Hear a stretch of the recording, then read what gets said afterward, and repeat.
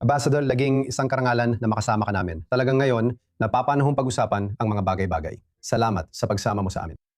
Kung gusto mong pag-usapan sandali, alam mo, ang papel ng Turkey ngayon bilang host, alam mo, talagang bahagi ba sila ng NATO Alliance? Alam kong kasama sila sa papel, pero marami ang nagtatanong ngayon kung anong klaseng kaalyado talaga sila. Paano mo ilalarawan ang halaga ng pagiging host nila? Sa totoo lang, miyembro na kami ng NATO mula pa noong 1952. Kaya ang dedikasyon ng Turkey sa NATO bilang bahagi ng alyansa, ang pinakamalaking alyansang militar sa mundo, ay hindi kailanman nagbago. At sa tingin ko, ipinakita ng kamakailang sigalot na ang mga asset ng NATO mula sa iba't ibang bansa ay naroon upang protektahan din ang himpapawid ng Turkey at ipinakita sa atin ang pagkakaisa ng military na network. Ang katotohanan na nagaganap ngayon ang summit sa Ankara ay napakahalaga rin dahil sa tingin ko, isa itong napakahalagang yugto sa kasaysayan ng NATO.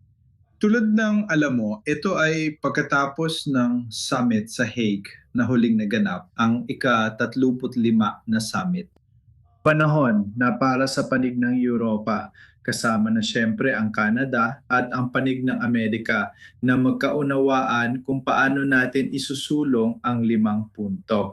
O DTP, 5% bahagi sa gastusin sa militar. At sa tingin ko, ito na ang magiging NATO 3.0 gaya ng sinasabi ng mga tao. Ang Ankara ay magandang kandidato para dito. Dahil noong panahon na nariyan si Pangulong Trump at kayo, pati na rin ang ilang mga leader ng Europa na nagkakaroon ng hindi pagkakasundo minsan sa iba't ibang mga pagpupulong, sa tingin ko ang Turkey, na nasa pagitan ng iba't ibang kontinente at interes, ay naging perpektong host para dito. At makikita natin ang maraming resulta sa NATO summit na ito. Una sa lahat, sa tingin ko, makikita natin ang muling pagsasaayos ng ilan sa mga command structure, pati na rin ng ilang mga asset. Mula sa pangunahing dominasyon ng US sa loob ng NATO, lilipat tayo sa mas balanseng kontribusyon ng Europa mismo sa NATO. At tungkol naman sa bahagi ng tanong na itinatanong mo, Alam mo, paano naman ang Turkey at iba pa?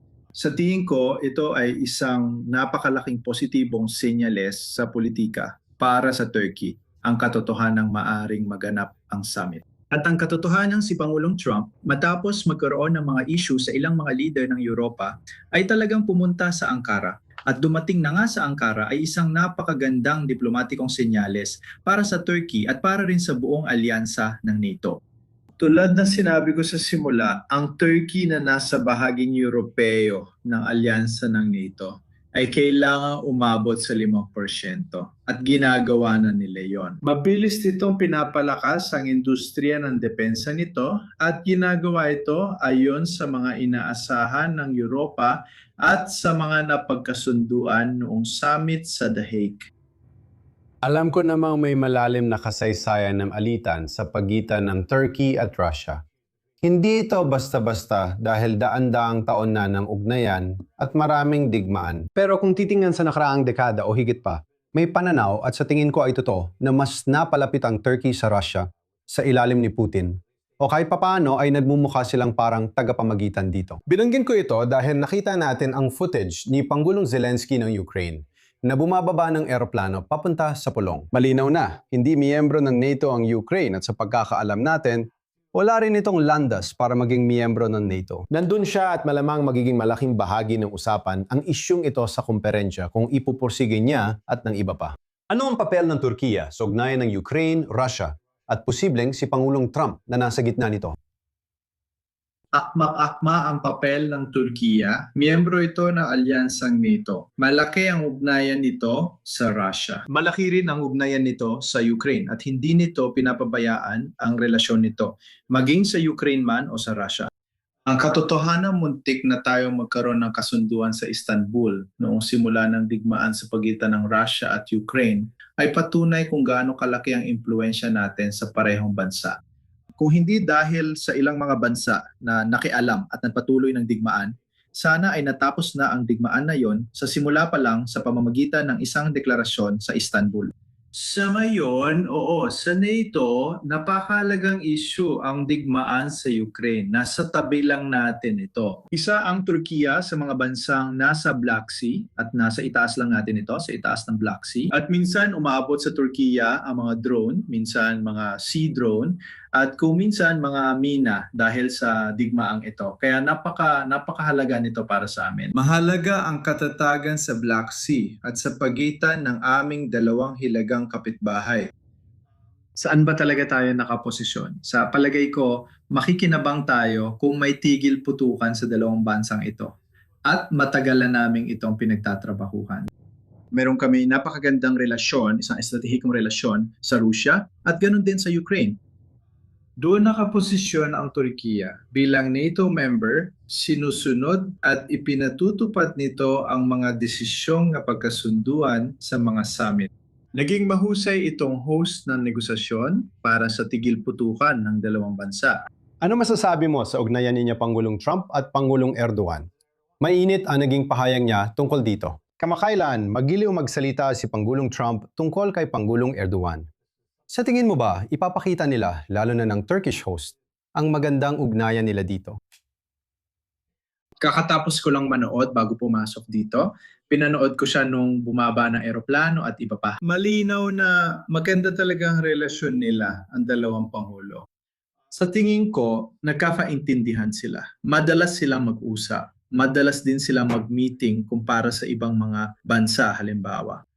At sa tingin ko, gaya ng sinabi ko sa simula, magiging maganda ang bilateral meeting dahil nandito si Pangulong Trump hindi lang para sa NATO summit, kundi para rin magkaroon ng bilateral na pagpupulong kasama si Pangulong Erdogan. Magkakaroon sila ng bilateral meeting sa loob ng ilang minuto at malalaman nating lahat ang mga resulta sa kanilang press conference paglabas nila. Pero umaasa akong magkakaroon tayo ng positibong resulta sa ating ugnayang bilateral sa US. Ang isa sa mga bagay na may mataas na interes para sa atin at sa malaking bahagi ng mundo ngayon, siyempre, ay ang sigalot sa Iran. Sabi ni Pangulong Trump, may mga nabanggit siyang impormasyon tungkol sa papel at impluwensya ng Turkey sa isyong yon. Tingnan mo, paano mo ilalarawan ang ugnayan ng Turkey sa Iran na yon at saan namang uri ng solusyon para sa sigalot na ito? Alam mo, kakabanggit ko lang sa iyo tungkol sa mga kapitbahay natin sa hilaga, ang Russia at Ukraine. Meron din tayong kapitbahay tulad ng Iran. May isa pang digmaan sa Iran. Sa paligid natin, may kaguluhan at kawalang stabilidad. At itong malaking digmaan na nangyari rin sa Iran ay malaki ang naging epekto sa amin. Saan na nga ba tayo? Nananatili kaming nasa labas ng digmaan na ito. Sinubukan namin paglapitin ang US at Iran. Malaki ang naitulong namin sa mga nagpapatuloy na usapang pangkapayapaan sa iba't ibang forum. At sa aming panig, nanatili kaming hindi nakikialam, pero nagpakawala ang Iran ng ilang mga misil papunta sa direksyon namin, patungo sa ilang base ng NATO at iba pa. Pero may relasyon kami sa Iran na umaabot na ng 1,000 taon. At sa mahigit 500 taon, may kapayapaan kami sa pagitan ng dalawang bansa. Kaya napakaganda ng relasyon namin. Sila ang aming direktang kapitbahay at may hangganan kami sa kanila. Malaki rin ang aming ugnayang pang-ekonomiya. Kaya tulad ng Russia at Ukraine, ang Iran ay isa pang bansa na kailangan naming paunlarin ang aming relasyon at magkaroon ng matatag na ugnayan. Ibinabahagi ko sa inyo ang kaganapan. Si Pangulong Macron ng Pransya ay nasa Damascus. Naging dramatiko ito dahil sa kambal na pambobomba sa labas ng hotel niya. Pero wala siya roon. Nakakaintriga na ang Pangulo ng Pransya ang unang pangunahing pinuno ng Estado na bumisita sa Damascus para makipagkita sa bagong pamahalaan. Nakakagulat siguro para kay Pangulong Erdogan. Bakit naunang Pransya kaysa Turkey? Ano ang kasalukuyang ugnayan ng Turkey sa Damascus? Sa tingin ko, hindi na siya ang unang pangulo na bumisita sa Damascus. Pero malamang siya ang unang kanluraning pangulo na bumisita roon, kung tama ako. Damascus, Syria, muli, karatig bansa natin. Muli, isa pang lugar na pakalapit sa amin at napakahalaga. Marami tayong mga tao sa magkabilang panig ng hangganan na magkamag-anak sa isa't isa. Kaya may mga tao, alam mo, may mga maliliit na bayan na kalahati ay nasa Turkey, kalahati ay nasa Syria. Isipin mo na lang ng ganun. Kaya napakahalaga ng geography ang ito para sa amin. At masaya kami na unti-unting bumabalik ang katatagan sa Syria. Gusto naming magkaroon ng matatag na pamahalaan ang Syria, matatag na ekonomiya at umusad ito. Ito ang paninindigan namin. Sa tingin ko, pati Pransya at ibang bansa ay sumasang-ayon sa pananaw na ito. Makikipagkita si Pangulong Trump kay Pangulong Al-Shara sa NATO Summit dito sa Ankara. Kung mapapansin mo, nakikipagkita siya kina Pangulong Zelensky at Pangulong Al-Shara na kapwa mula sa mga bansang hindi miyembro ng NATO. Pinili ni Pangulong Trump na makipagkita sa kanila dito sa Ankara. Ipinapakita nitong marami ang interes sa katatagan ng Syria, ng rehiyon at ng pandaigdigang kapayapaan.